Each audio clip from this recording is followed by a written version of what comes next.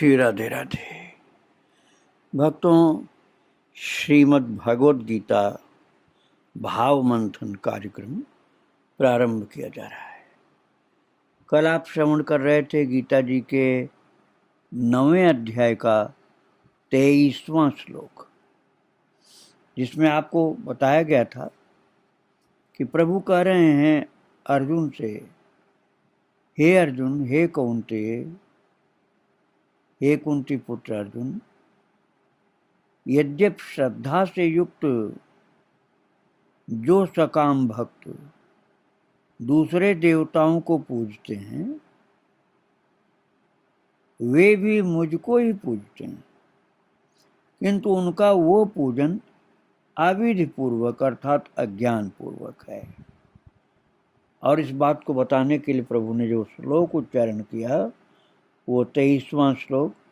आइए एक बार हम फिर से पाठ कर लें, फिर आगे चलेंगे।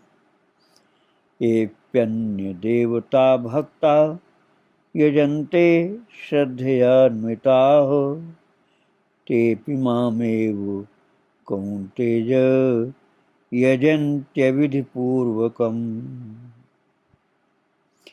अब ये तो रहा कल वाला पाठ। अब आज का पाठ अर्थात 24वें श्लोक का पाठ करते हैं। अहम हि सर्वयज्ञानां भोक्ता च प्रभुरेव च न तु मां विजानन्ति तत्त्वेनातश्च्यवन्ति ते। अहम हि सर्वयज्ञानां भोक्ता च प्रभुरेव च न तु मां विजानन्ति तत्त्वेनातश्च्यवन्ति ते। ये 24वें श्लोक का पाठ हुआ भक्तों। अब शब्दार्थ और भाव मंथन में हम आपको लेकर चल रहे हैं। अब भक्तों, प्रभु गीता जी के 9वें अध्याय के 24वें श्लोक की बात बता रहे हैं और कहते हैं कि ही सर्वयज्ञानां भोक्ता च प्रभु च अहम एव तु ते माम तत्वेन न अभिजानन्ति अतः च्यवन्ति। प्रभु कह रहे हैं क्योंकि संपूर्ण यज्ञों का भोक्ता और स्वामी भी मैं ही हूँ, परंतु वे मुझ परमेश्वर को तत्व से नहीं जानते, इसी से गिरते हैं अर्थात पुनर्जन्म को प्राप्त होते हैं। पहले मैं आपको बता चुका हूँ भक्तों कि सकाम यज्ञ करने वाले स्वर्ग को जाते हैं और वहाँ अपने पुण्यों का फल भोग करके फिर पृथ्वी पर आते हैं। और कई होते हैं सकामी ऐसे जो देवी देवताओं का पूजन करते हैं, प्रकारांतर से भगवान का पूजन करते हैं क्योंकि श्रद्धा उनको रहती है, लेकिन ज्ञान नहीं होता, इसलिए भगवान का पूजन न करके श्रद्धा से दूसरे देवी देवताओं का पूजन करते हैं। तो प्रभु कहते हैं कि संपूर्ण यज्ञों का भोक्ता और स्वामी तो मैं हूँ, परंतु वे मुझ परमेश्वर को तत्व से नहीं जानते, इसलिए गिरते हैं अर्थात पुनर्जन्म को प्राप्त होते हैं। अब अगले श्लोक में अर्थात 25वें श्लोक में प्रभु ये बताना चाहते हैं कि जो ये भिन्न भिन्न देवी देवताओं के पूजन करने वाले लोग हैं और जो प्रभु का पूजन करने वाले लोग हैं, इनमें अंतर क्या होता है और उस उपासना के अनुसार फल की प्राप्ति इनकी कैसी अलग अलग होती है, किस प्रकार की होती है, क्या अंतर होता है। जैसी उपासना वैसे फल की प्राप्ति। अब इस बात को प्रभु ने 25वें श्लोक में बताया है। आइए हम 25वें श्लोक का पाठ करें। यान्ति देवव्रता देवान् पितॄन् यान्ति पितृव्रताः भूतानि यान्ति भूतेज्य यान्ति मद्याजिनोऽपि माम् यान्ति देवव्रता देवान् पितॄन् यान्ति पितृव्रताः भूतानि यान्ति भूतेज्या यान्ति मद्याजिनोऽपि माम्। ये 25वें श्लोक का पाठ हुआ भक्तों। अब आइए श्लोक के शब्दार्थ और भाव मंथन पर आपको लेकर चलें। देवव्रता, देवव्रता का तात्पर्य देवताओं को पूजने वाले, और एक तो हो गए देवताओं को पूजने वाले, और दूसरे होते हैं पितृव्रता, पितरों को पूजने वाले। बहुत से ऐसे लोग होते हैं, आए दिन उनको बताने वाले बताते रहते हैं कि तुम्हारे पितर नाराज हो गए, इसलिए तुम्हारी हालत खराब हो रही। और एक और होते हैं अलग अलग प्रकार के पूजन करने वाले, कहने के तो उपासक हैं वो तो, लेकिन उनकी पूजा तो सुनिए, कोई तो देवताओं की पूजा, कोई पितरों की पूजा करता है, और कोई ऐसे भी जड़मती होते हैं भक्तों जो भूतों को पूजते हैं महाराज, और भूतों की शक्ति का लाभ उठा करके दूसरे की हानि करते हैं। चमत्कार भूत का दिखाते, भूतों की पूजा करके। मैं हनुमान जी की पूजा की नहीं बात कर रहा हूँ, भूत प्रेत की पूजा की बात कर रहा हूँ। और कुछ सत्संगी विवेकी पुरुष होते हैं जो प्रभु की पूजा करते हैं, अर्थात भगवान कृष्ण की, राम की, परमात्मा की पूजा करते हैं। अब ये बात, ये पूजा करने वालों की भिन्नता की बात मैंने बताया। अब इनको फल क्या मिलता है ये समझिए। देवव्रता देवान यान्ति, 25वें श्लोक में प्रभु कह रहे हैं देवव्रता देवान यान्ति, अर्थात देवताओं को पूजने वाले देवताओं को प्राप्त होते हैं। देवताओं को प्राप्त होने का मतलब देवताओं के पार्षद बन जाते हैं, उनके लोक में उनके पार्षद बन जाते हैं। और पितरों को पूजने वाले पितृव्रता पितॄन् यान्ति, पितरों को पूजने वाले पितरों को प्राप्त हो जाते हैं, अर्थात पितृलोक में वो भी पितर बन जाते हैं, भगवान के धाम नहीं जाएंगे।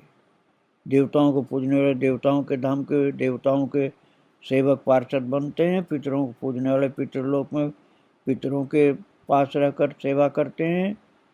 और भूतानि यान्ति भूतेज्या, भूतेज्या भूतानि यान्ति, भूतेज्या अर्थात भूतों को पूजने वाले, भूतानि यान्ति अर्थात भूतों को प्राप्त हो जाते हैं।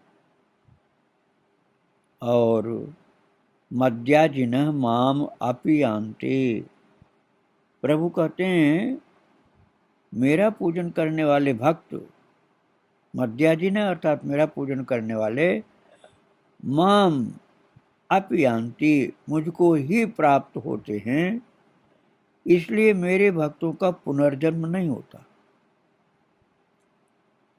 अब ये प्रभु जो कह रहे हैं मेरे भक्तों का पुनर्जन्म नहीं होता, ये बात भगवान ने गीता जी के 8वें अध्याय के 16वें श्लोक में भी कही थी। और मैंने वो 8वें अध्याय का 16वां श्लोक आपको सुनाया था, थोड़ा सा स्मरण करा देता हूँ। 16वें श्लोक में प्रभु ने कहा था 8वें अध्याय में, आ ब्रह्म भुवना लोका पुनरावर्तिनोऽर्जुन मामुपेत्य तु कौन्तेय पुनर्जन्म न विद्यते।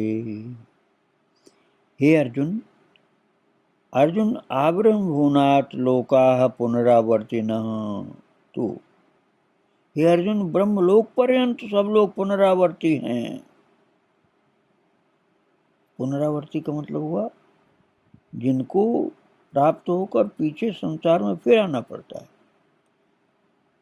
थोड़े दिन के लिए किसी लोक में पहुंचे और फिर लोक लौट करके फिर से जन्म लिया धरती पर, वो पुनरावर्ती।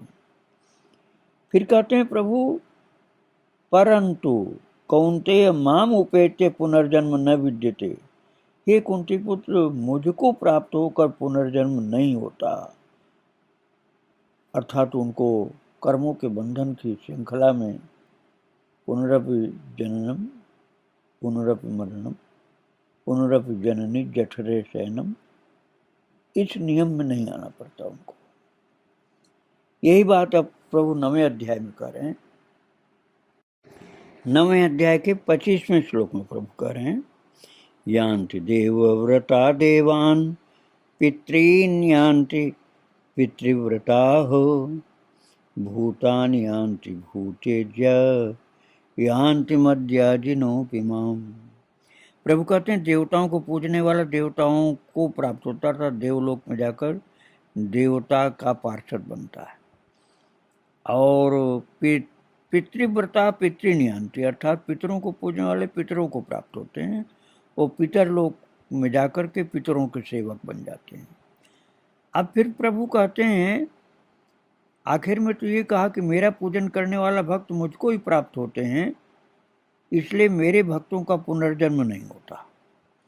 किंतु बीच में एक बात भगवान ने कही, वो बड़ी खतरनाक है। भूतानि भूतेज्या भूतानि यान्ति, भूतों को पूजने वाले भूतों को प्राप्त हो जाते हैं, अर्थात प्रेत बन जाते हैं। महाराज, अज्ञान के कारण कामनाओं में बद्ध होकर के उनको लोग बहका देते हैं, भ्रमित कर देते हैं कि तुमको वो भूत पूजा करनी होगी स्मशान में जा करके, तो तुमको माला माल कर देगा वो भूत, बहुत पैसा मिल जाएगा, तुम्हारी गरीबी मिट जाएगी, शक्ति मिल जाएगी, धन ही धन हो जाएगा घर में, ऐसे भड़का देते हैं। और फिर होता क्या है, वो भूतों की पूजा जा करके करता है स्मशान में। किसी मरे हुए व्यक्ति की खोपड़ी में खिचड़ी या कुछ पका करके वो मांस मदिरा खाता है, और मांस मदिरा खाते हुए भूत की पूजा करता है। भूत उसको नचाते हैं अपने साथ और कहते हैं कि बस थोड़े दिन बाद तुम मेरे ही पास आ जाओगे। अब वो बिल्कुल मनुष्य होकर के भूत जैसा ही हो जाता है और प्रारब्ध के अनुसार कुछ दिन जीता रहता है, लेकिन जिंदगी उसकी खराब हो जाती है। वो मांस मदिरा का सेवन करता हुआ स्मशान का सेवक बन करके भूतों के साथ ही प्रेतों के साथ ही रहते हुए मरने के बाद प्रेत हो जाता है। जैसे यक्षिणी की सिद्धि किया तो यक्षिणी या यक्ष बन जाता है। कर्ण पिशाचिनी की सिद्धि किया है तो कान में उसको विष्ठा लगाना पड़ता है, क्योंकि वो लगाने पर ही वो पिशाचिनी कर्ण पिशाचिनी आकर के कान में उसको गुप्त बात बता देती है जो सामान्य मनुष्य नहीं जान सकते। वो बात कर्ण पिशाचिनी उसके कान में बताती है। अब विष्ठा कान में न लगावे तो वो आएगी नहीं बताने के लिए। तो जो बात ऐसी बता देगी वो, तो उसको जनता सिद्ध मान लेती, अरे बड़ी भारी शक्ति है, ज्ञान है बड़ा। और वो है कैसे? वो कर्ण पिशाचिनी की पूजा करने से कर्ण पिशाचिनी आकर कान में बता दी, कोई सामान खोया हुआ था, कोई भाग गया था, उसके विषय में बता दिया, वहाँ है वो वस्तु, वहाँ है। तो उसके चमत्कार में वो भूत प्रेत कर्ण पिशाचिनी आदि की पूजा करता करता व्यक्ति कुछ समय के बाद मर करके पिशाच यक्षिणी कर्ण पिशाचिनी यही सब बन जाता है, अर्थात अपना जीवन मनुष्य का बर्बाद कर देता। फिर अनेक जन्म उसके इसी प्रकार के होते रहते हैं। तो भगवान की पूजा करने वाला ही इन दुर्गतियों से बच पाता है, ये प्रभु ने बताया है। आगे प्रभु की पूजा की सरलता की बात 26वें श्लोक की मैं कल सुनाऊंगा आपको। आज प्रभु को और उनके सब भक्तों को, संतों को एक साथ प्रणाम करके यहीं विराम दे रहा हूँ। श्री राधे राधे, जय श्री राधे। वृंदावन बिहारी लाल की जय, राधा रानी की जय। श्री राधे राधे, श्री राधे राधे। भक्तों, श्रीमद् भगवद गीता भाव मंथन कार्यक्रम प्रारंभ किया जा रहा है। कल आप श्रवण कर रहे थे 9वें अध्याय का 25वां श्लोक, जिसमें प्रभु ने कहा था कि देवताओं को पूजने वाले देवताओं को प्राप्त होते हैं, पितरों को पूजने वाले पितरों को प्राप्त होते हैं, भूत प्रेतों को पूजने वाले भूतों को प्राप्त होते हैं। और प्रभु ने कहा कि मेरा पूजन करने वाले भक्त मुझको ही प्राप्त होते हैं। इसलिए मेरे भक्तों का पुनर्जन्म अर्थात संसार चक्र बंद हो जाता है। पुनर्जन्म नहीं होता, अर्थात जन्म मरण से मुक्ति मिल जाती है। और इसके लिए प्रभु ने बोला था श्लोक, 25वां श्लोक, इस बात को बताने के लिए। आइए पहले 25वें श्लोक का पाठ कर ले, फिर आगे चलें। यान्ति देवव्रता देवान् पितॄन् यान्ति पितृव्रताः भूतानि यान्ति भूतेज्य यान्ति मद्याजिनोऽपि माम्। ये कल वाला पाठ था भक्तों। आज वाले पाठ में अर्थात 26वें श्लोक में चल रहे हैं। 26वें श्लोक का पाठ करिए। 9वें अध्याय का 26वां श्लोक। पत्रम पुष्पम फलम तोयम यो मे भक्त्या प्रयच्छति तदहं भक्त्युपहृत मश्नामि प्रयतात्मनः। पत्रम पुष्पम फलम तोयम यो मे भक्त्या प्रयच्छति तदहं भक्त्युपहृत मश्नामि प्रयतात्मनः। भगवान के पूजन में कितनी सरलताएं हैं, कितनी कृपाएं हैं, कितनी उपलब्धियां हैं, ये सब इसी श्लोक में आपको पता चल जाएगा। पिछले श्लोक जो कल 25वें श्लोक में पाठ आपने किया था, उसमें बताया गया था जिसको जो पूजेगा उसी को प्राप्त हो जाएगा। यहाँ तक कि भूत प्रेत की पूजा करने वाले भूत ही बन जाते हैं मरने के बाद महाराज। अब ये बात सत्संग के बिना कहाँ उनको पता चलती है। सत्संग न मिलने के कारण कितने ऐसे मूढ़ व्यक्ति होते हैं कि पूरी जिंदगी ऐसे प्रेत पिशाच भूत यक्ष राक्षस इन्हीं की पूजा करते रहते हैं, भगवान की पूजा ही नहीं करते। और यहाँ 26वें श्लोक में प्रभु बता रहे हैं कि भक्ति पूर्वक अर्थात श्रद्धा प्रेम पूर्वक भगवान के लिए कोई अर्पण करता है, चाहे पत्र पुष्प ही क्यों न हो, तो भगवान उसको ग्रहण करने के लिए प्रतिज्ञाबद्ध हैं और प्रतिज्ञा कर रहे हैं अर्जुन के सामने। प्रभु कह रहे हैं यह अर्थात जो कोई भी भक्त, यह शब्द का अर्थ होता है यह है नहीं, यह में विसर्ग लगा, यह अर्थात जो। अब जो शब्द बड़ा व्यापक हुआ भक्तों, इसका अर्थ हुआ जो कोई भी भक्त। अब कोई भी का क्या मतलब हुआ? चाहे वो किसी भी स्थान का हो, किसी भी देश काल परिस्थिति में हो, किसी भी जात या आश्रम और इन सब सीमाओं से अलग भी हो, यहाँ तक कि मनुष्यतर भी हो, जैसे किसी संस्कार बस किसी पशु पक्षी के अंदर भी भक्ति का भाव है तो वो भी इसी श्रेणी में आएगा।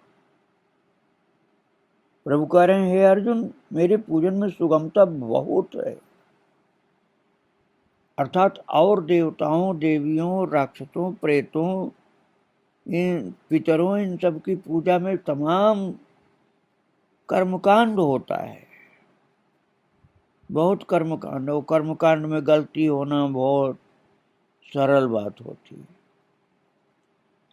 और भगवान कह रहे हैं, मेरे भक्ति में, मेरी पूजा में कर्मकांड की आवश्यकता ही नहीं है। किस चीज की आवश्यकता है वो आगे प्रभु बता रहे हैं।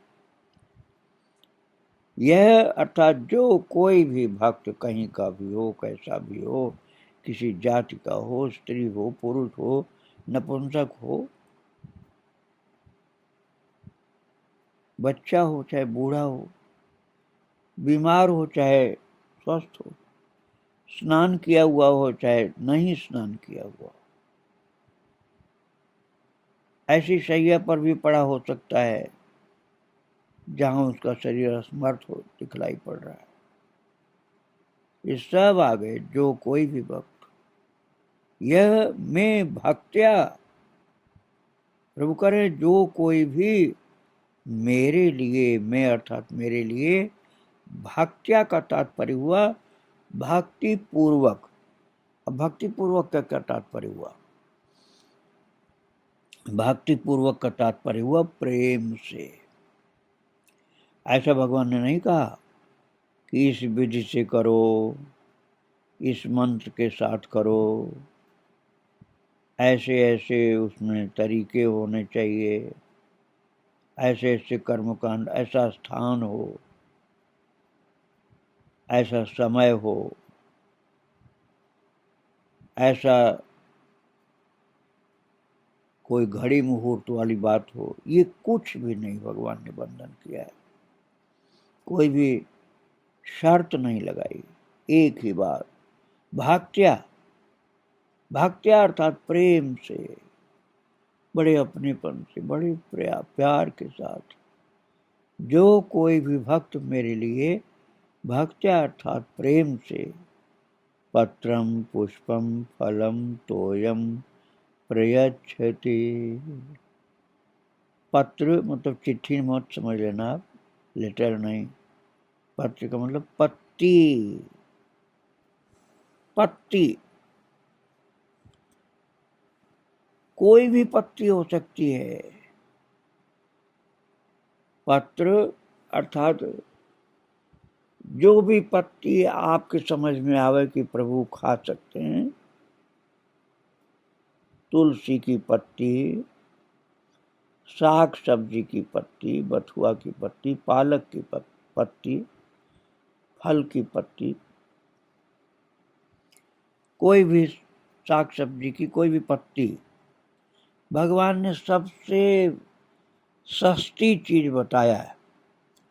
सबसे सस्ती, फ्री में समझिए, मुफ्त में जो मिल जाए, पत्ती पेड़ से तोड़ लो, घास से तोड़ लो, जमीन पर से पौधा निकला उसका तोड़ लो, धो लो, साफ कर लो, अपनी बुद्धि से समझ लो कि खाने लायक है कि नहीं, खा सकते हैं कि नहीं, बस उसके बाद अर्पण करना। कैसे? भक्त्या, प्रेम से अर्पण करना। बहुत कीमती वाली चीज नहीं चाहिए। बाजार से बड़े ब्रांडेड चीजें आपको लाने की जरूरत नहीं भगवान की भक्ति के लिए। प्रेम से पत्ती, फिर आगे कहते हैं पुष्पम।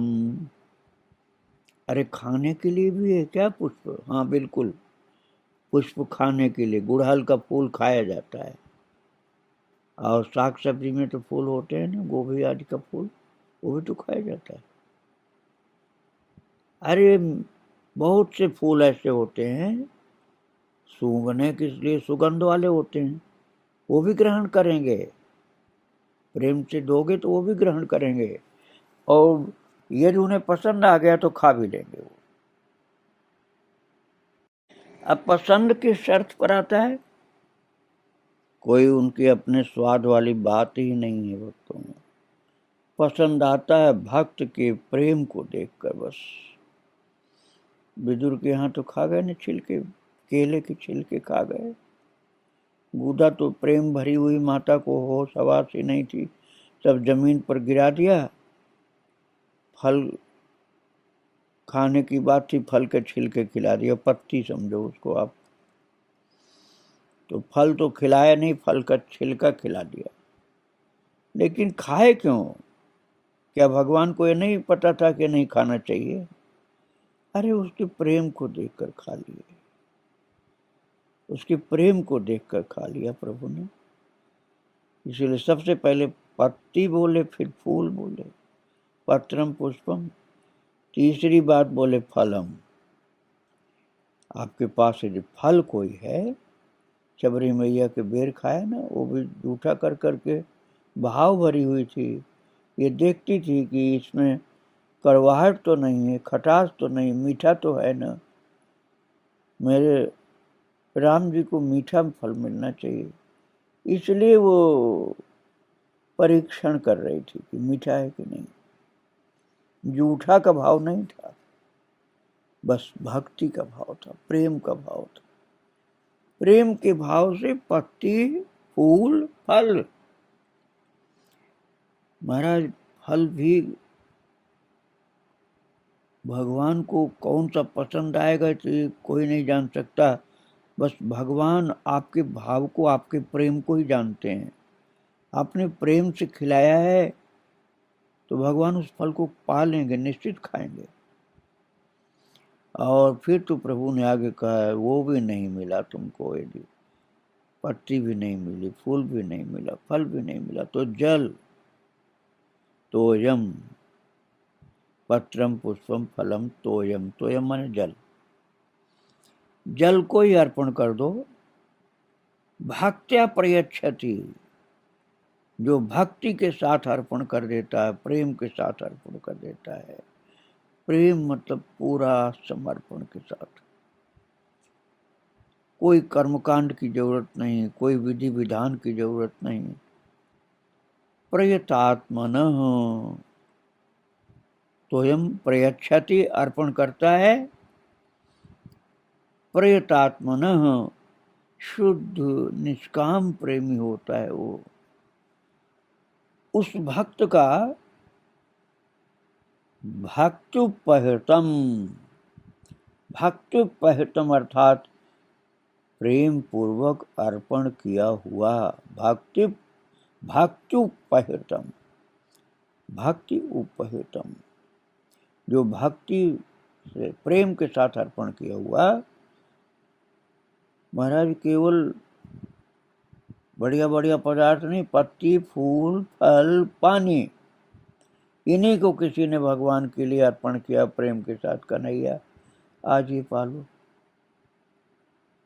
तो तत्व अर्थात पत्र, पुष्प आदि, फल आदि को, पानी को भी प्रभु कहते हैं अहम, अर्थात मैं, अश्नामि, खाता हूँ।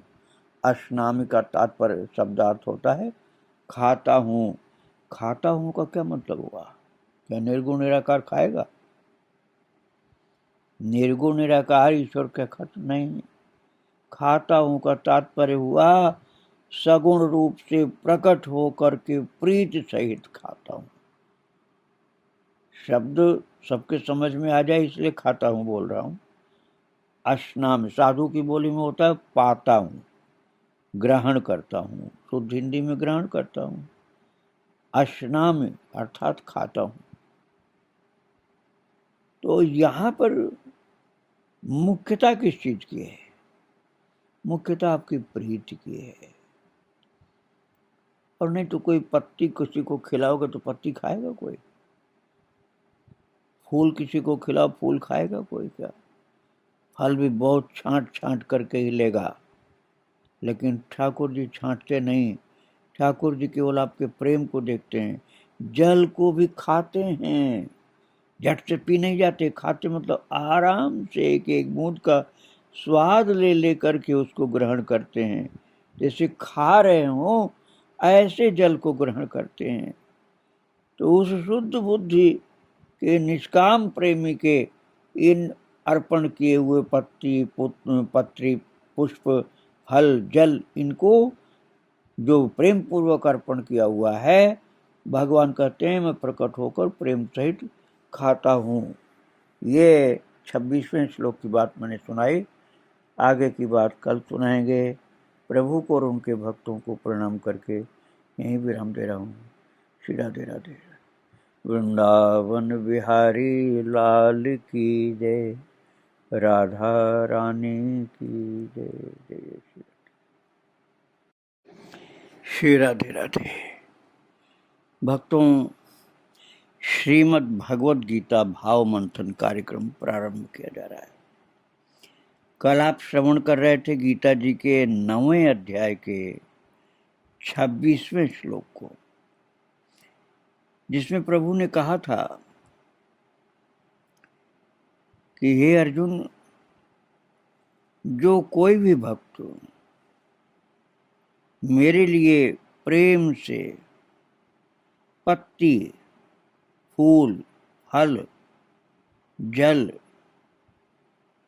आदि कोई भी चीज प्रेम से जो कोई अर्पण करता है, तो उसे शुद्ध बुद्धि निष्काम प्रेमी भक्त का प्रेम पूर्वक अर्पण किया हुआ वो पत्ती, फूल, फल, जल आदि वस्तुएं, कोई भी चीज जो हो इनमें से, या और भी कुछ हो सकता है जो प्रेम पूर्वक अर्पण करता है, तो मैं सगुण रूप से प्रकट होकर प्रीति सहित खाता हूँ, आनंद ले लेकर के, रसास्वादन कर करके। और भक्तों, आपको आश्चर्य होगा, भगवान अपने विशेष प्रेमियों को वो प्रेम पूर्वक जो उन्होंने अर्पण किया वो खाते तो हैं ही, अपने भक्त को भी खिलाते हैं। भगवान की कृपा से कन्हैया की एक सखी शिवांगी दीदी भक्त लोग कहते हैं, उनके सामने रोजाना होता है। प्रेम पूर्वक अर्पण किया हुआ प्रभु ग्रहण करते हैं, और जो वो खाते हैं वो शिवांगी दीदी अर्थात कोई भी जो उनका भक्त हो उसको भी रसास्वादन कराते हैं। तो और लोगों का तो पता नहीं चलता, क्या प्रसाद दिया, सुगंध आती है, कभी मुंह में मिठास आती है, कभी सुगंध, कभी जल, कभी रस, कभी प्रत्यक्ष भोजन। लेकिन प्रत्यक्ष भोजन वही जो भगवान ग्रहण करते हैं, वो शिवांगी के मुखारविंद में प्रत्यक्ष दर्शन होता है। मैंने ये इसलिए नाम लिया भक्तों गीता जी में कि जो सिद्धांत प्रभु ने बताया है उसका प्रत्यक्ष उदाहरण है ये। भगवान प्रीतिपूर्वक खाते हैं और अपने भक्त या भक्ता के मुख में भी उसको प्रसाद रूप में प्रदान करते हैं। भक्तोपहृतम, प्रेम पूर्वक अर्पण किया हुआ जो होता है वो कन्हैया इस प्रकार स्वीकार करते हैं। ये भगवान ने स्वयं गीता जी के 9वें अध्याय के 26वें श्लोक में स्वीकार किया है। और वो श्लोक हम एक बार पाठ कर लें आज, फिर आगे बढ़ते हैं। पत्रम पुष्पम फलम तोयम यो मे भक्त्या प्रयच्छति तदहम भक्त्युपहृत मश्नामि प्रयतात्मन। ये 26वां श्लोक रहा 9वें अध्याय का। अब हम आज आगे आपको ले चल रहे हैं 27वें श्लोक में। आइए हम 27वें श्लोक का पाठ करें एक साथ। यत् करोषि यदश्नासि यज्जुहोषि ददासि यत् यत् तपस्यसि कौन्तेय तत्कुरुष्व मदर्पणम्। यत् करोषि यदश्नासि यज्जुहोषि ददासि यत् यत् तपस्यसि कौन्तेय तत्कुरुष्व मदर्पणम्। अब विचार करिए भक्तों के प्रभु की भक्ति में केवल भाव की प्रधानता है। इसीलिए प्रभु ने कहा यो में भक्त्या प्रयच्छति 26वें श्लोक में, यो में भक्त्या प्रयच्छति। भक्त्या मतलब प्रेम से, बस प्रेम की प्रधानता है। प्रेम से जो भी प्रभु को आप अर्पण करते हैं, उस प्रेमी के प्रेम के अर्पण के वे भोग को प्रभु ग्रहण करते हैं। अब कृपा करके आगे की बात और प्रभु बता रहे हैं कि इस भक्ति को हम कितना और आगे ले जा सकते हैं, किस सरल तरीके से, जिससे हमारा जीवन, मनुष्य का जीवन सार्थक हो जाए। अब बताइए, अब गीता जी में कितनी भक्ति की बातें हैं। अब कई लोग कह देते हैं कि नहीं, भक्ति की बात नहीं, कर्मकांड की बात। कई लोग कह देते ज्ञान कांड की बात। अरे भगवान ने इसमें कुछ बाकी ही नहीं रखा। सब निष्काम कर्मयोग, ज्ञान योग, भक्ति योग, सब कुछ इसमें संपूर्ण रूप से प्रभु ने बताया। अब 27वें श्लोक में कह रहे हैं प्रभु, कौन्तेय यत् करोषि यत् अश्नासि यत् जुहोषि यत् ददासि यत् तपस्यसि तत् मदर्पणम कुरुष्व। प्रभु कह रहे हैं, हे अर्जुन, कौन्तेय यत् करोषि, तू जो कर्म करता है, यत् करोषि अर्थात जो भी अपने पवित्र कर्म करता है, यत् अश्नासि, जो अपने सात्विक पवित्र भोजन को ग्रहण करता है,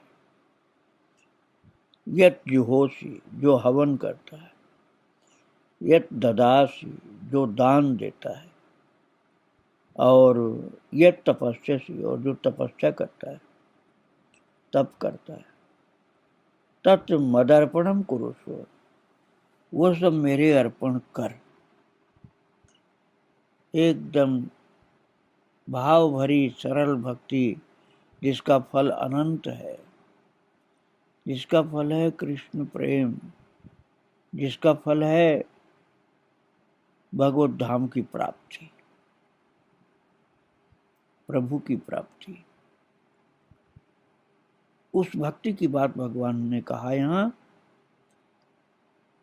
कि जैसे मैंने प्रेम पूर्वक, भगवान ने कहा ना, भक्त्या प्रयच्छति। जैसे प्रभु ने कहा पिछले अर्थात 26वें श्लोक में कि जो प्रेम पूर्वक मुझे अर्पण करता है, पत्ती, फल, फूल, जल आदि कुछ भी प्रेम पूर्वक खाद्य वस्तु मुझे अर्पण करता है। अब वो आप समझिए, विदुर जी के यहाँ तो केले की छिलके ही प्रभु पा गए। तो जो भी चीज भगवान के लिए आप खाद्य वस्तु अर्पित करते हो, वो तो पहले आप सुन लिए। अब कन्हैया आगे क्या कह रहे हैं भगवान, इसलिए है अर्जुन, भोजन के अर्पण के अलावा भी यत् करोषि, जो सत्कर्म तू करता है, जो महान कर्म करता है, और जो खाता है और जो हवन करता है। हवन की रिवाज अब कम हो गई भक्तों, पहले हवन की रिवाज बहुत थी, इसलिए भगवान ने कह दिया ये जुहोशी, जो हवन करता है। अब यहाँ हवन का तात्पर्य आप परोपकार समझ लीजिए।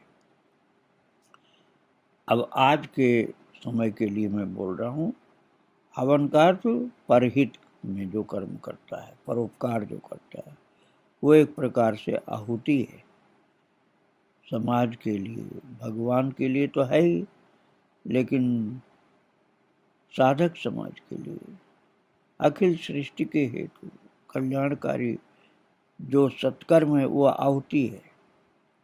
वो पवित्र भागवत धर्म में एक आहुति है, परोपकार जो।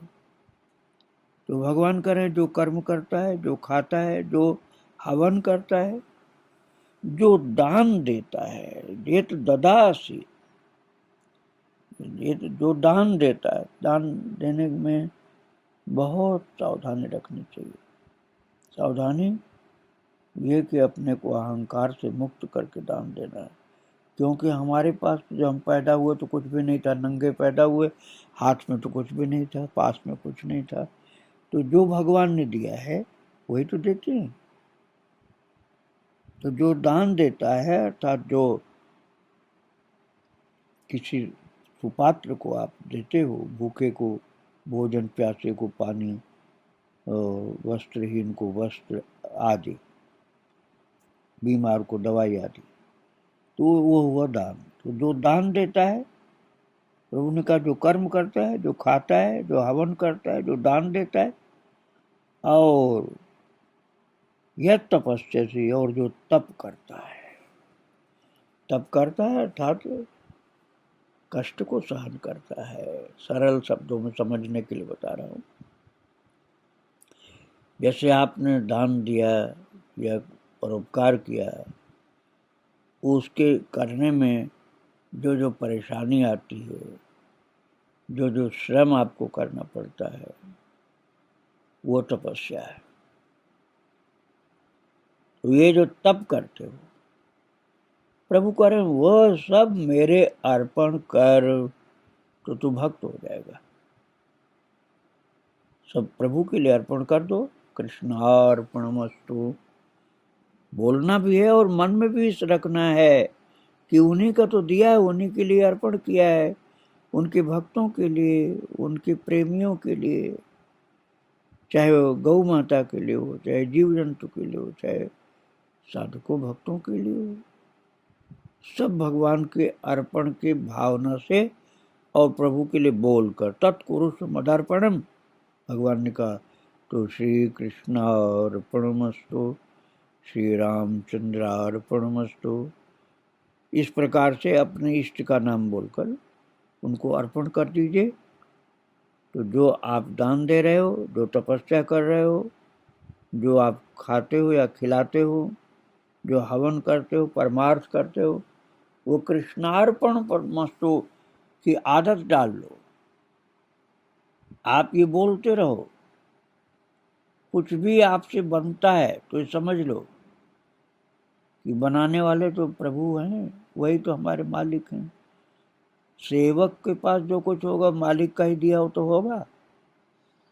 सेवक कहाँ से लाएगा? सेवक अपने स्वामी से लेगा।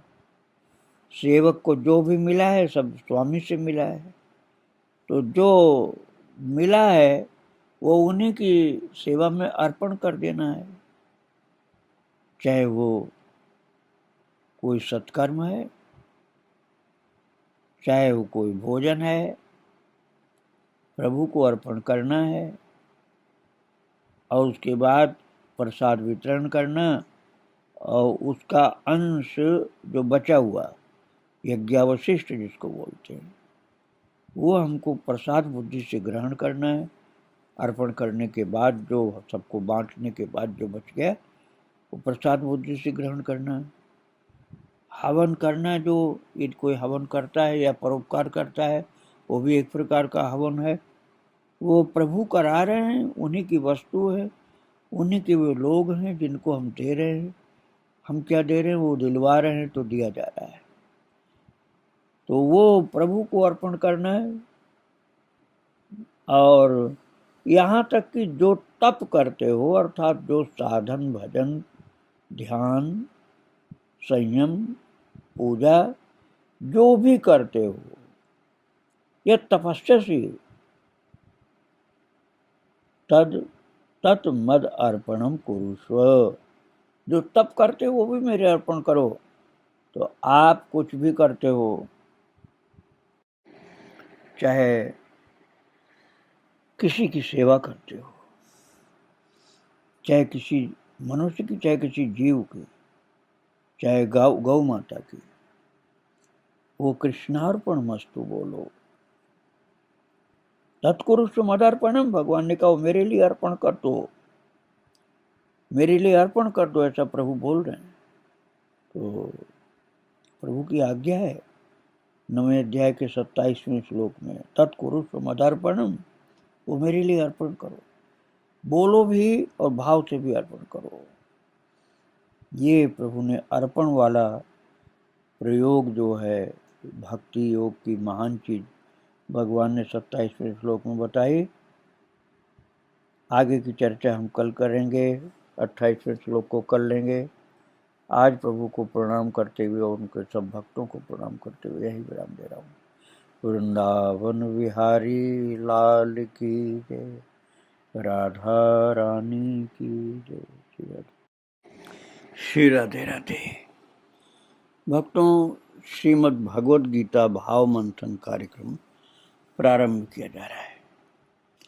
कल आप श्रवण कर रहे थे गीता जी के 9वें अध्याय के 27वें श्लोक को, जिसमें प्रभु ने कहा है, हे अर्जुन, तू जो कर्म करता है, जो भी कर्म करता है, पवित्र कर्म करता है, उन सब को, जो खाता है, जो हवन करता है, जो दान देता है और जो तप करता है, वो सब मेरे अर्पण कर, अर्थात प्रभु के लिए करो।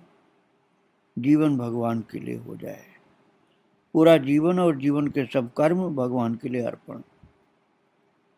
इस बात को प्रभु ने बोला था 27वें श्लोक में। आइए हम 27वें श्लोक का पाठ करते हैं। यत् करोषि यदश्नासि यज्जुहोषि ददासि यत् यत्तपस्यसि कौन्तेय तत्कुरुष्व मदर्पणम। ये कल का पाठ रहा 27वें श्लोक का। अब आज हम आपको लेकर चल रहे हैं 28वें श्लोक में। आइए हम 28वें श्लोक का पाठ करें। आप सब लोग भी मेरे साथ पाठ करिए 28वें श्लोक का, 9वें अध्याय का 28वां श्लोक। शुभाशुभ फलैरेवं मोक्ष से कर्म बंधनैः संन्यास योग युक्तात्मा विमुक्तो मामुपैष्यसि। शुभाशुभ फलैरेवं मोक्ष से कर्म बंधनैः संन्यास योग युक्तात्मा विमुक्तो मामुपैष्यसि। इस श्लोक में प्रभु बता रहे हैं अपने प्रिय सखा भक्त शिष्य अर्जुन को कि जब तुम अर्पण कर दोगे, जैसा अभी भगवान ने कहा था 27वें श्लोक में, यत् करोषि यदश्नासि यज्जुहोषि ददासि यत् यत्तपस्यसि कौन्तेय तत्कुरुष्व मदर्पणम। जो सब कुछ अपने कर्म को, अपने जीवन को भगवान के लिए अपने अर्पण कर देते हैं, तो प्रभु कहते एवं, अर्थात इस प्रकार, संन्यास योग युक्तात्मा शुभाशुभ फलैः कर्म बंधनैः मोक्ष से विमुक्तः माम उपैष्यसि। प्रभु ने कहा एवं संन्यास योग युक्तात्मा, इस प्रकार जिसमें समस्त कर्म मुझ भगवान के अर्पण होते हैं, ऐसे संन्यास योग से युक्त चित्त वाला तो शुभाशुभ फलई है, शुभाशुभ फल रूप कर्म बंधन है, कर्म बंधन से मोक्ष से मुक्त हो जाएगा और उनसे विमुक्ता मुक्त होकर माम उपैष्यसि, मुझको ही प्राप्त होगा। ये भगवान ने 28वें श्लोक में कहा। आइए पुनः शब्दों पर विचार करें। एवं अर्थात जैसे भगवान ने कहा था, जो करो, जो खाओ, जो तपस्या करो, जो अर्पण करो, वो सब मेरे लिए करो। और इस प्रकार से जो कोई करेगा साधक, तो एवं अर्थात इस प्रकार वो संन्यास योग युक्त आत्मा हो जाएगा। अर्थात संन्यास का मतलब आप संन्यास आश्रम मत समझना। संन्यास योग अर्थात जिसमें समस्त कर्म वो त्याग दिया भगवान के लिए, इसने समस्त कर्मों का भगवान के लिए अर्पण कर दिया ना, तो भगवान के लिए त्याग हो गया। अब अपने लिए कुछ नहीं रखा, वो ठाकुर जी के लिए अर्पण कर दिया। तो प्रभु कहते हैं इस प्रकार जिसमें समस्त कर्म मुझ भगवान के लिए अर्पण होते हैं, ऐसे संन्यास योग से युक्त चित्त वाला अर्थात ऐसे परम पवित्र त्याग वाला तो शुभाशुभ फलई है, शुभ और अशुभ फल रूप। जैसे पाप और पुण्य का शुभ और अशुभ फल हुआ करता है, तो भगवान ने कहा उन सब शुभ और अशुभ जो कर्म बंधन के फल होते हैं, उनसे कर्म बंधन ही, उन कर्म बंधनों से मोक्ष से मुक्त हो जाएगा। अर्थात भगवान के लिए जब सब कुछ अर्पण कर देगा, जो 27वें श्लोक में प्रभु ने कहा था, यत् करोसि यदश्नासि यज्जुहोसि तदास्यत् यत् तपस्यसि कौन्तेय तत्करोसि मदर्पणम्। तो भगवान के लिए सब कुछ अर्पण जब कर देगा, जो खाता है, जो करता है, जो तप करता है, जो दान देता है, जो अर्पण करता है, वो सब प्रभु के लिए जो अर्पण कर देगा, तो वह शुभ और अशुभ कर्म बंधन से मुक्त हो जाएगा, नहीं तो नहीं मुक्त हो सकता। अर्थात भगवान के लिए अर्पण कर दोगे तब उस संन्यास योग की प्राप्ति हो जाएगी तुमको। मन में बाहर का संन्यास नहीं होगा, भीतर का संन्यास हो जाएगा, ऐसा कि तुम सभी शुभ और अशुभ कर्मों के बंधनों से मुक्त हो जाओगे। और फिर प्रभु कहते हैं विमुक्तः माम उपैष्यसि, और इन सारे शुभाशुभ बंधनों से मुक्त होकर के माम उपैष्यसि अर्थात मुझको ही प्राप्त हो जाएगा। तो जीवन का जो लक्ष्य है भगवत प्राप्ति, वो प्राप्त हो जाएगा। और अब आगे 29वें श्लोक में प्रभु क्या कहते हैं, समत्व भाव अपना बताते हैं, और जो भजन करने वाले हैं, भक्ति करने वाले, उनकी महिमा भी बताते हैं। और आइए हम 29वें श्लोक का पाठ करें। समोहम सर्वभूतेषु न मे द्वेष्योऽस्ति न प्रियः, ये भजन्ति तु मां भक्त्या मयि ते तेषु चाप्यहम्। समोहम सर्वभूतेषु न मे द्वेष्योऽस्ति न प्रियः, ये भजन्ति तु मां भक्त्या मयि ते तेषु चाप्यहम्। प्रभु कह रहे हैं अर्जुन, अहम सर्वभूतेषु समा, मैं सब प्राणियों में समभाव से व्यापक हूँ। न मे द्वेष्यः न प्रिय, न कोई मेरा अप्रिय है और न प्रिय है, परंतु ये माम भक्त्या भजन्ते, जो भक्त मुझको प्रेम से भजते हैं,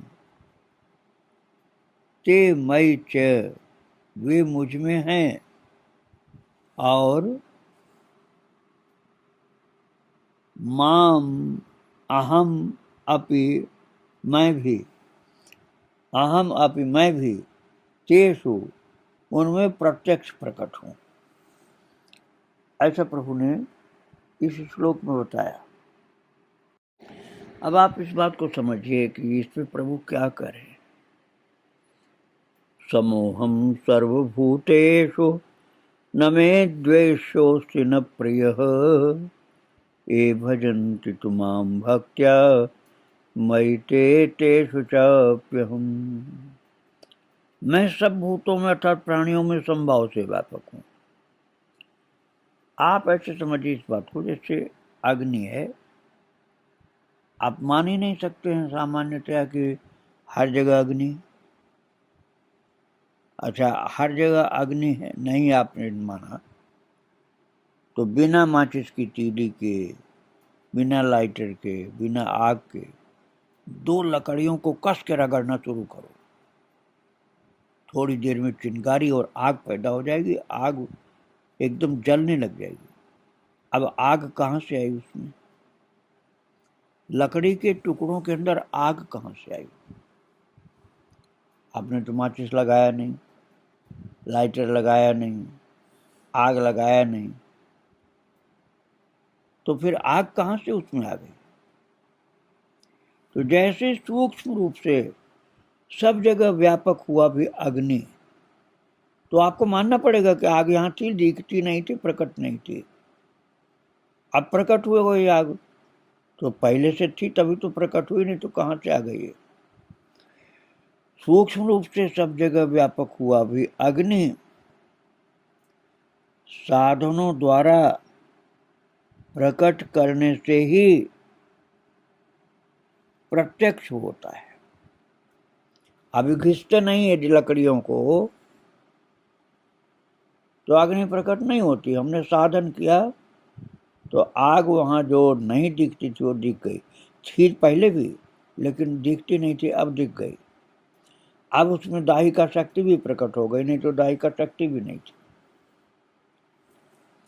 वैसे ही सब जगह स्थित हुआ भी परमेश्वर भक्ति से भजने वालों के ही अंतःकरण में प्रत्यक्ष रूप से प्रकट होता है। तो इसका क्या मतलब हुआ कि जैसे आग है हर जगह, लेकिन दिखेगी वहीं जहाँ पर उसको घिसा जाएगा, अर्थात मेहनत से उसको उत्पन्न करने में, प्रकट करने में लग जाएंगे, वहाँ वो प्रकट हो जाएगी।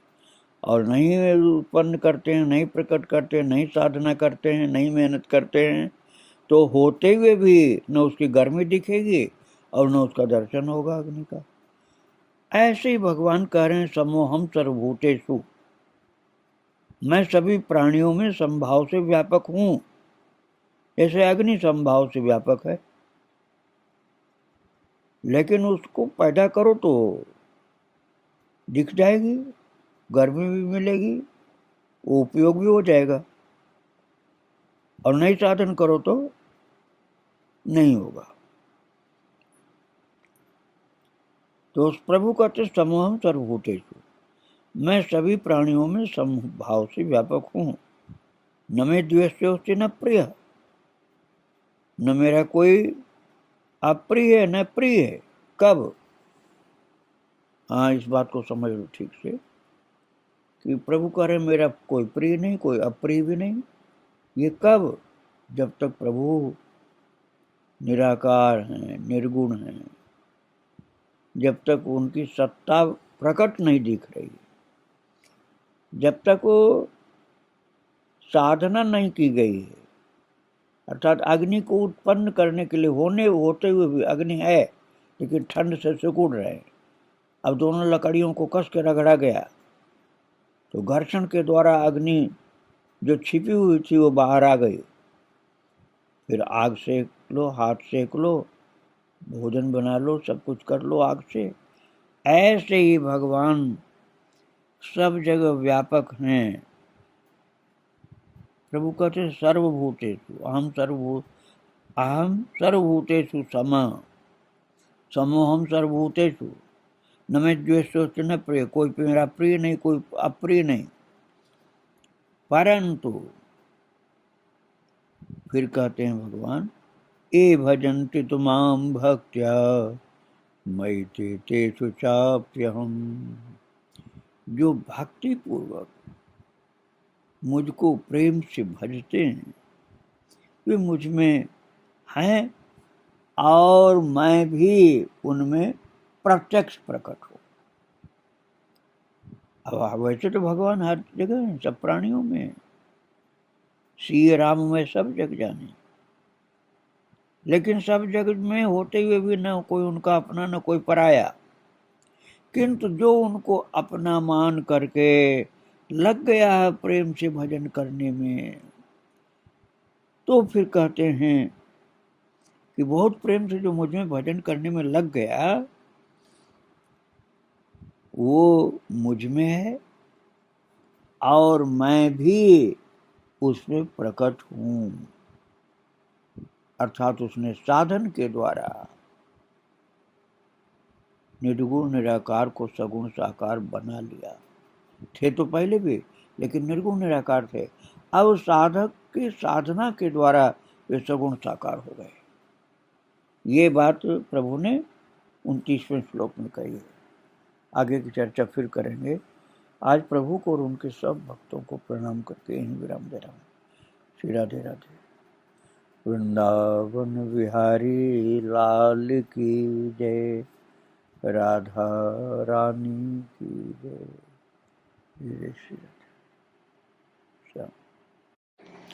श्री राधे राधे। भक्तों, श्रीमद् भागवत गीता भाव मंथन कार्यक्रम प्रारंभ किया जा रहा है।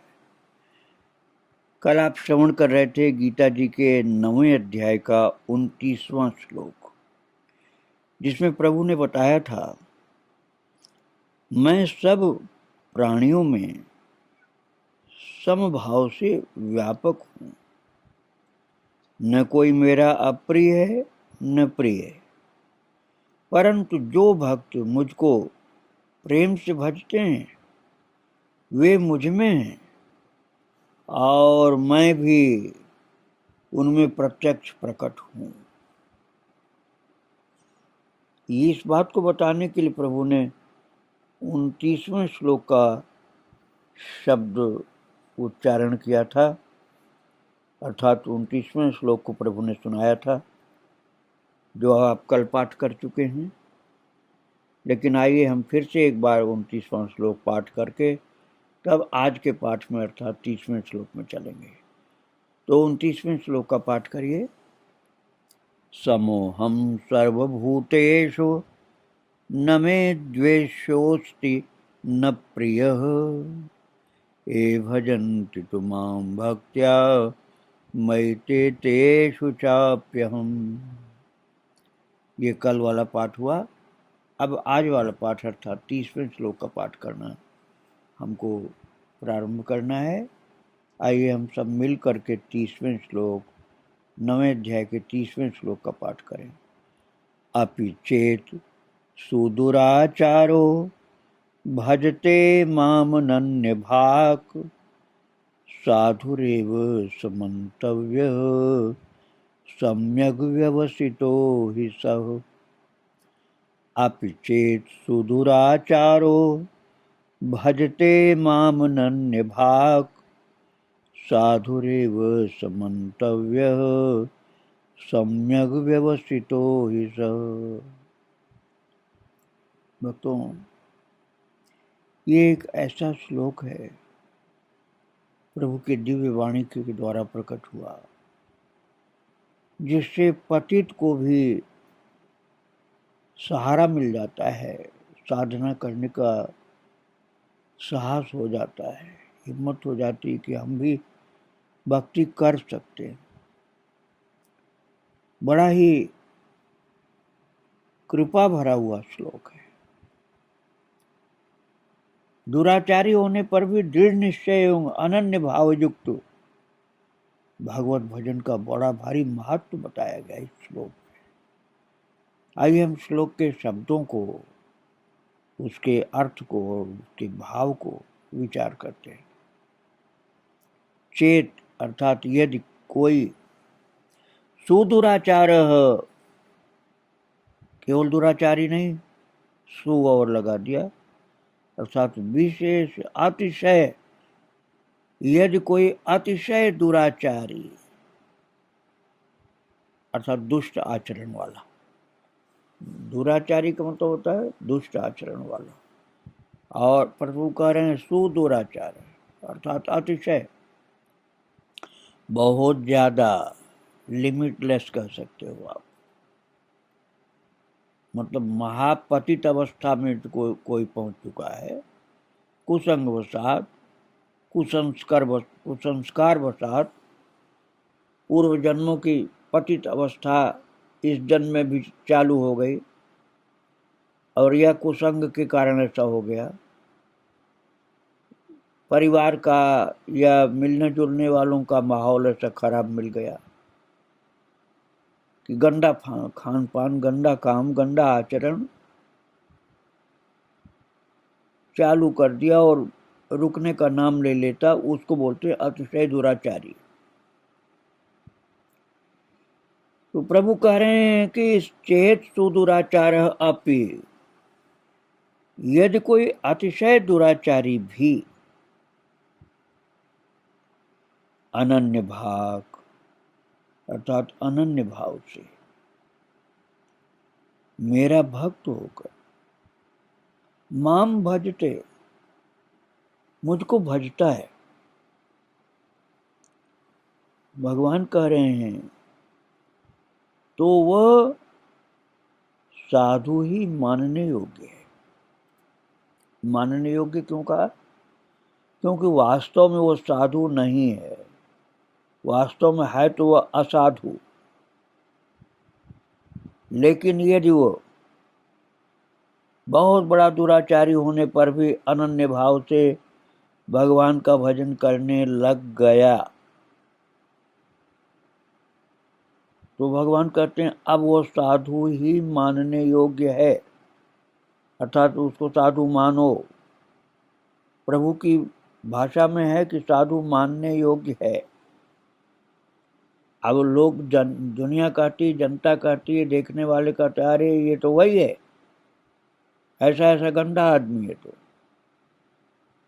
आप इसको साधु मानने योग्य कह रहे हो।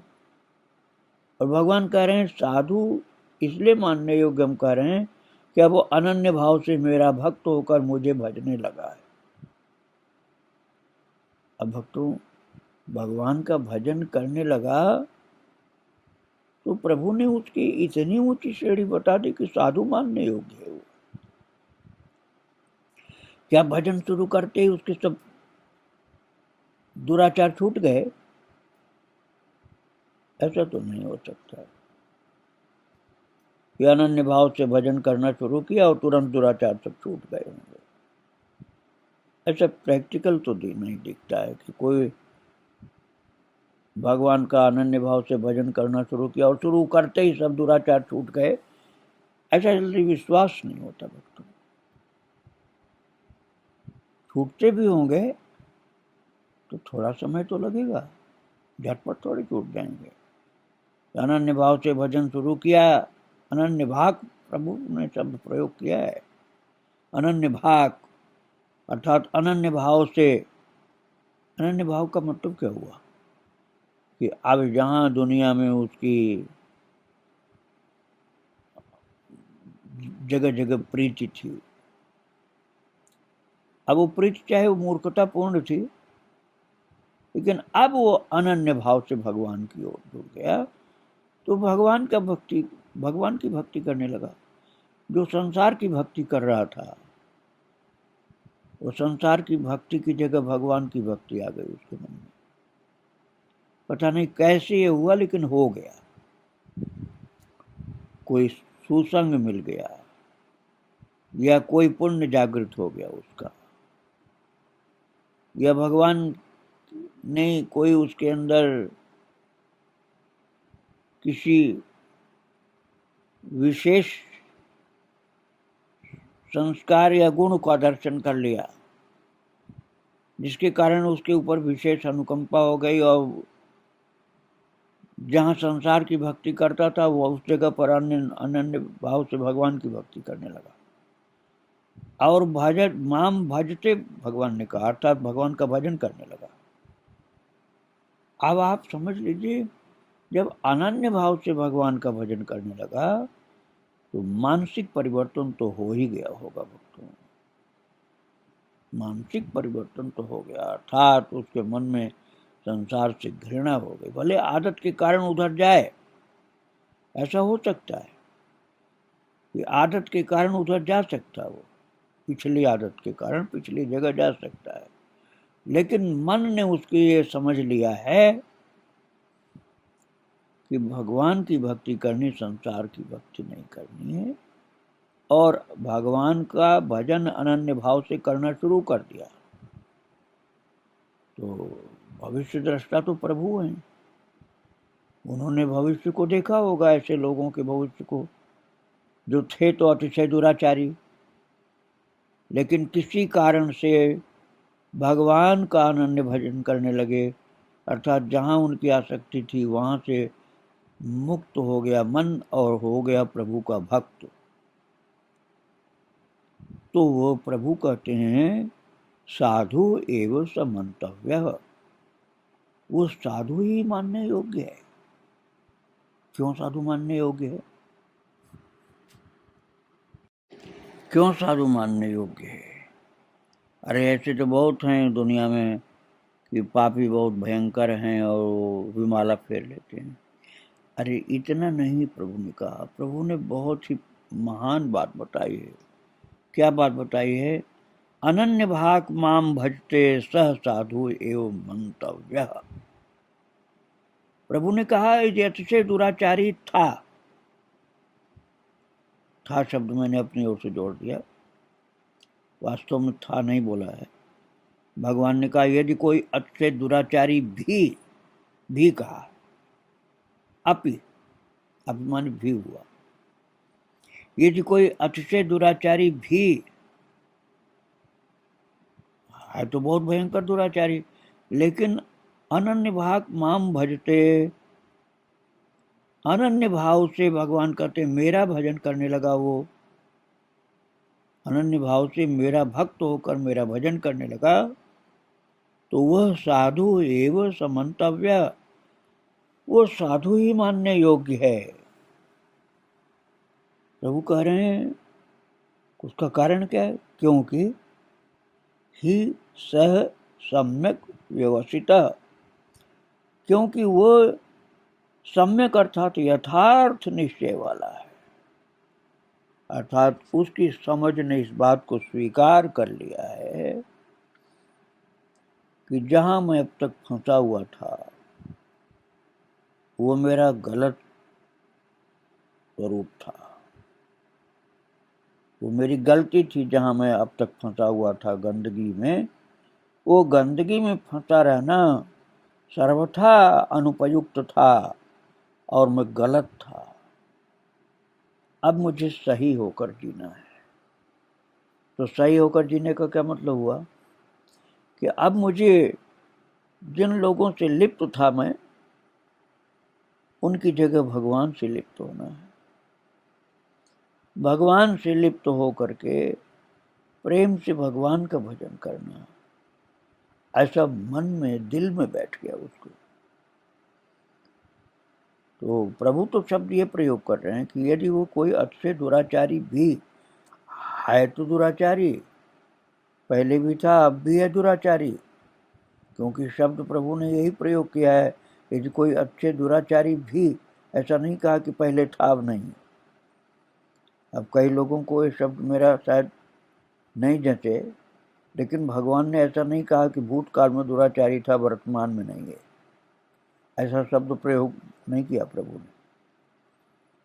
भगवान ने यही कहा है, यदि कोई अतिशय दुराचारी भी अनन्य भाव से मेरा भक्त होकर मुझको भजने लगे, भजता है, तो वो साधु ही मानने योग्य है, क्योंकि वह यथार्थ निश्चय वाला है।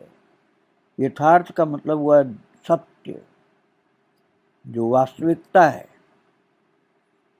जो वास्तविकता है वो निश्चय उसने मन में समझ लिया कि भगवान ही अपने हैं, भगवान के भजन से ही कल्याण होगा, संसार की आसक्ति और बंधनों से कल्याण नहीं होगा।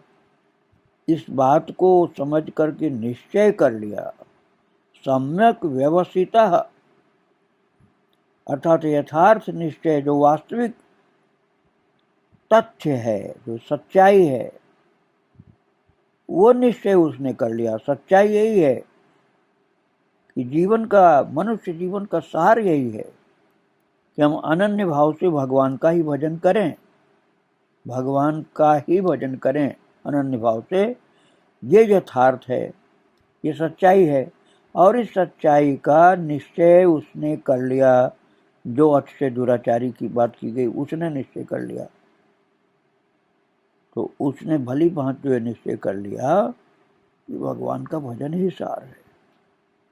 तो प्रभु कह रहे उसने जो यथार्थ का निश्चय कर लिया, उसका जो डिटर्मिनेशन है, दृढ़ निश्चय है, वो महान है। इसलिए परमेश्वर के भजन के समान और कुछ नहीं है, ये समझ में उसकी बात आ गई। परमेश्वर के भजन के समान अन्य कुछ भी नहीं, ये वो बात उसके समझ में आ गई और वो भजन में ही लग गया। तो भगवान कहते हैं वो साधु ही मानने योग्य है। अब इसके बाद क्या होगा, ये बात 31वें श्लोक में मैं आपको कल बताऊंगा। आज प्रभु को और उनके भक्तों को प्रणाम करके ही विराम दे रहा हूँ। श्री राधे राधे, जय श्री राधे राधे। वृंदावन बिहारी लाल की जय, राधा रानी की जय। श्री राधे।